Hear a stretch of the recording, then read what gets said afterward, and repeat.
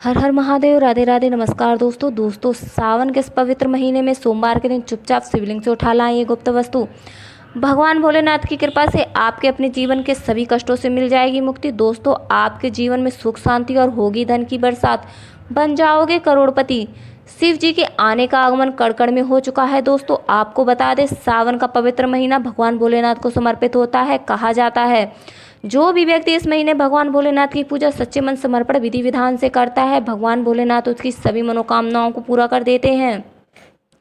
लेकिन दूसरी तरफ कोई व्यक्ति शिव पुराण के अनुसार सावन के इस पवित्र महीने में सोमवार के दिन शिवलिंग से ये गुप्त वस्तु उठा लाता है और अपने घर में स्थापित करता है, जिसके बारे में आज हम आपको बताने जा रहे हैं। जो व्यक्ति ऐसा करता है तो उसके अपने जीवन के सभी कष्ट क्लेशों हानि से मुक्ति मिलती है। उसकी कोई भी मनोकामना चाहे क्यों ना हो, भोलेनाथ की कृपा से पूरी होती है। इस महीने शिव भक्त भोलेनाथ की विभिन्न प्रकार से या विभिन्न वस्तुओं से उनकी पूजा पाठ करते हैं। मीठा भोग लगाते हैं, जिसमें खीर का भोग उत्तम होता है। कांवड़ यात्रा निकालते हैं। प्रत्येक सावन सोमवार का अपना एक खास महत्व होता है। कहा जाता है कि सावन के प्रत्येक सोमवार को सच्ची भावना से कोई भी व्रत रखता है तो भोलेनाथ उसकी अवश्य मनोकामना पूरी करते हैं। और कहा जाता है कि अगर भगवान भोलेनाथ का आशीर्वाद उस व्यक्ति पर होता है तो स्वयं काल भी उस व्यक्ति का कुछ नहीं बिगाड़ सकता। जो व्यक्ति सोमवार के दिन शिव की पूजा पाठ करता है, व्रत रखता है और शिवलिंग से ये गुप्त चीज उठाकर लाता है और अपने घर में स्थापित करता है, तो उसके बारे में आपको हम बताएंगे। तो चलिए जानते हैं। उसके घर में धन्य धान्य की कभी कमी नहीं होती। आपको अपने जीवन के सभी कष्ट क्लेशों से मुक्ति मिलती है, साथ ही आपकी सभी मनोकामनाएं पूरी होती हैं। दोस्तों, इन वस्तुओं के बारे में बताने जा रहे हैं। किन वस्तुओं को आपको सोमवार के दिन उठाकर लाना है और अपने घर में स्थापित करना है। शिव पुराण में लिखा है दोस्तों, सही मुहूर्त इस सोमवार के विधि विधान से शिव मंदिर से शिवलिंग से ये गुप्त वस्तु उठाकर लाते हैं और अपने घर में स्थापित करते हैं तो आपकी कोई भी मनोकामना हो, जैसे कि आपका बंद पड़ा व्यापार चल पड़ेगा या आपको नया व्यापार शुरू कर रहे हैं तो उसमें आपको सफलता मिलेगी। आप कई सालों से नौकरी की तैयारी कर रहे हैं तो आपकी वो भी मनोकामना पूरी हो जाएगी और अपने घर के धन धान्य का आगमन होगा। आपको आर्थिक तंगी से, बदहाली से मुक्ति मिलेगी, जैसा कि दोस्तों आपको कर्जों से भी छुटकारा मिलेगा। ऐसा जिस व्यक्ति ने किया उसकी सभी मनोकामनाएं भोलेनाथ जरूर पूरी करेंगे। जिस व्यक्ति पर भोलेनाथ का आशीर्वाद कृपा होती है तो उसका स्वयं काल भी कुछ नहीं बिगाड़ सकता। अगर आप चाहते हैं कि आप पर या आपके समस्त परिवार पर भोलेनाथ की कृपा बरसती रहे, आप अपने जीवन में ऊंचाइयों को छुए, तो भोलेनाथ की कृपा से आप कोई भी कार्य शुरू कर रहे हो तो उसमें आपको सफलता अवश्य प्राप्त होगी। दोस्तों, आप चाहते हैं कि भोलेनाथ की कृपा आप पर बनी रहे तो सबसे पहले दोस्तों आप हमारा वीडियो लाइक और चैनल को सब्सक्राइब कीजिए और भोलेनाथ की कृपा आप पर बनी रहेगी। आप अगर भोलेनाथ के सच्चे भक्त हैं तो कमेंट बॉक्स में जाकर लिख दीजिए हर हर महादेव, ओम नमः शिवाय। दोस्तों, अगर आप नौकरी की तैयारी कर रहे हैं और आप चाहते हैं कि आपकी नौकरी लग जाए तो आप ये उपाय इस सावन सोमवार को जरूर कीजिए। सावन के इस पवित्र महीने में सोमवार के दिन प्रातःकाल सूर्योदय से पहले उठकर स्नान आदि करके आपको क्या करना है दोस्तों 51 काली की मिर्च लेनी है। दोस्तों, काली मिर्च भगवान भोलेनाथ को बहुत प्रिय है। भगवान भोलेनाथ की पूजा में अगर काली मिर्च का उपयोग किया जाए तो आपकी पूजा सिद्ध हो जाएगी। अब आपको 51 काली मिर्च और तावे में 1 लोटा जल और उसमें कुछ बूंदे गंगा जल की डाल लीजिए और भगवान भोलेनाथ के मंदिर जाइए। अपना मुंह उत्तर दिशा की तरफ करके वो 1 लोटा जल भगवान भोलेनाथ की शिवलिंग पर समर्पित कर दीजिए और जो आप 51 काली मिर्च लेकर गए हो उनको शिवलिंग से स्पर्श कराते हुए भगवान शिव जी का मूल मंत्र ओम नमः शिवाय का 51 बार जाप कीजिए। उसके बाद आप जो काली मिर्च लेकर गए थे वो घर लाकर एक पीले कपड़े में बांधकर अपने पूजा घर में स्थापित कर दीजिए। दोस्तों, जब भी आप किसी नौकरी या इंटरव्यू के लिए जाएं तो वही काली मिर्च में से 1 काली मिर्च अपने शर्ट या पैंट की जेब में डाल लेना। आपको सफलता अवश्य मिलेगी। ये सभी बाधाओं से मुक्ति प्रदान करेगी। ये प्राचीन काल का महा उपाय है। शिव पुराण के अध्ययन 54 में भी इस उपाय का वर्णन किया गया है। ये उपाय साक्षात है। आपकी सफलता का ये उपाय कभी खाली नहीं जाता। आपको बस ये सच्ची श्रद्धा प्रेम भाव से करना चाहिए। मन में कोई शंका नहीं होनी चाहिए। सच्ची श्रद्धा से भगवान शिव जी का स्मरण करते हुए कोई भी उपाय करते हैं उसमें आपको सफलता अवश्य मिलती है। आपका कोई भी कार्य सालों से अटका हो, बार बार रुकावटें आती हों तो ये उपाय करने से नामुमकिन से भी नामुमकिन कार्य भी को भी ये पूर्ण कर सकता है। दोस्तों दूसरा उपाय ऐसा उपाय है, इसको करने से सच्चे भाव, श्रद्धा, समर्पण के साथ कर लिया तो आपके घर में धन धान्य की कभी कमी नहीं होगी। माता लक्ष्मी आपके घर में सदैव वास करेंगी, उन्नत बरकत होगी। मान लीजिए दोस्तों, भगवान शिव की आपके घर में कोई या उनके समस्त परिवार का कोई कला चित्र नहीं है, भगवान शिव परिवार की कोई मूर्ति नहीं है, तो सावन महीना बहुत ही पवित्र महीना है। आपको सावन सोमवार को भगवान शिव के समस्त परिवार का कला चित्र स्थापित कर देना है। अगर आप ये सावन सोमवार के दिन ऐसा कर दिया तो आप पर भगवान शिव के समस्त परिवार की कृपा और आपके घर परिवार पर हो जाएगी। आपके घर में उन्नत होगी, बरकत होगी, आपके घर में सकारात्मक ऊर्जा का वास हो जाएगा। दोस्तों शिव पुराण में कहा गया है कि सावन सोमवार के दिन भगवान शिव के मंदिर जाएं, 1 लोटा गाय का कच्चा दूध शहद घी से शिवलिंग का अभिषेक करें, उसके बाद बेलपत्र, कुछ अक्षत, काले तिल अर्पित करें, शिवलिंग में चंदन का त्रिपुट बनाएं। ये बहुत ही शुभ माना जाता है। इतना करने के बाद आपको शिवलिंग से रुद्राक्ष की माला स्पर्श करा के धारण करनी है। धारण करते समय श्री शिवाय नमस्तोभ्यम मंत्र का जाप 51 बार करना है। रुद्राक्ष की माला धारण करने के बाद भगवान भोलेनाथ की कृपा आप पर सदैव रहेगी। शिव पुराण के अनुसार भगवान शिव के आंसू जिस स्थान पर गिरे थे उसी स्थान पर रुद्राक्ष की उत्पत्ति हुई थी। दोस्तों आप रुद्राक्ष की माला धारण करें या फिर अपने घर के मंदिर में स्थापित करें और उसकी प्रतिदिन पूजा करें। भगवान शिव की कृपा आप पर सदैव रहेगी। दोस्तों कभी कभी ऐसा होता है कि आप बहुत प्रयास करते हैं, हर मुमकिन कोशिश करते हैं, फिर भी आप कोई काम सही से नहीं होता है, घर में बरकत नहीं होती है, धन आता तो कम है, उससे ज़्यादा खर्च हो जाता है, धन रुकता ही ना हो, आपने कोई कर्ज लिया हो, आप उसको चुका नहीं पा रहे हैं, तो आपको ये उपाय करना है कि आपको सावन सोमवार के दिन एक डमरू लेना होगा और भगवान शिव मंदिर में जाकर शिवलिंग से स्पर्श करा के अपने घर लाकर विधि विधान से पूजा अर्चना करके घर में स्थापित कर देना है। इतना करने मात्र से आपको इतना धन देखने को मिलेगा और प्रतिदिन इसकी धूप दीप से पूजा अर्चना करनी होगी। आपको कर्ज से भी जल्द ही मुक्ति मिल जाएगी, आपके जीवन की आर्थिक तंगी खत्म हो जाएगी और दोस्तों आपके घर में जो धन आएगा वो रुकेगा भी, टिकेगा, उसमें वृद्धि भी होगी।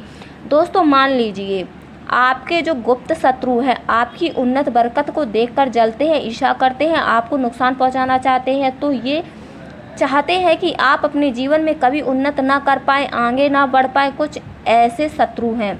तो आपको ये उपाय करना है, बाजार से एक त्रिशूल लेकर आना है और भगवान भोलेनाथ के मंदिर जाकर भगवान शिव की प्रतिमा में चढ़ाकर उनके दाएं चरण से त्रिशूल छुआ दीजिए और अपने घर लाकर स्थापित कर दीजिए।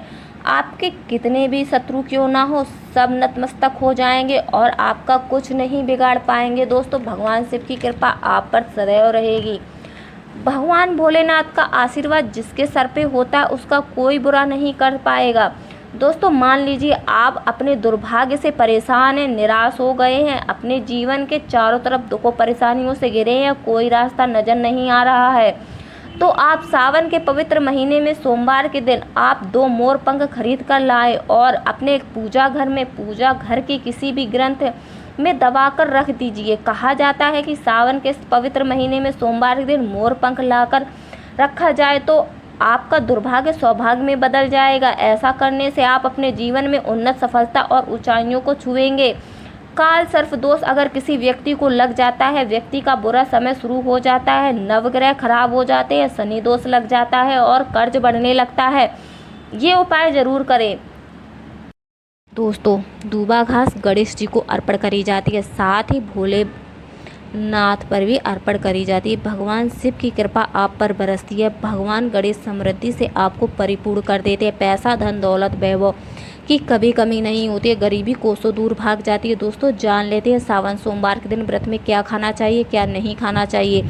अगर आपने सावन सोमवार का व्रत रखा है तो आप इस दिन सात्विक भोजन ही करें। ये निर्जला व्रत नहीं होता, इसलिए आप सौंधा नमक नहीं खा सकते हैं। आप फलाहार भी रह सकते हैं, उसमें आप फल भी ग्रहण कर सकते हैं। मार्केट से बने रस, गन्ना रस आदि कोई रस नहीं पी सकते हैं क्योंकि उसमें नमक डला होता है। आप बाहर की बनी कोई भी चीज़ें ग्रहण ना करें, आपका व्रत खंडित हो सकता है। आप गाय का शुद्ध दूध का ही सेवन करें। दोस्तों सावन में कई बार शुक्रवार का दिन भी आता है, तो आपको ध्यान रखना है कि आपको कुछ भी खट्टा ग्रहण ना करें क्योंकि माता संतोषी इस समय जागृत अवस्था में होती हैं।